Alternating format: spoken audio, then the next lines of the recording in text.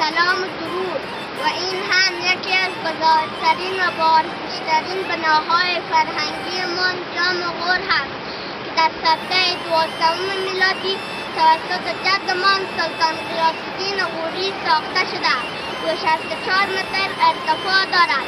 منار جام غور بعد از قطب منار هند یکی از بزرگترین و بارزشترین منارهای خشتی جهان به حساب می رود و این گنجینه زیبای تاریخی من در اثر بی‌توجهی در حال نابود شدن است.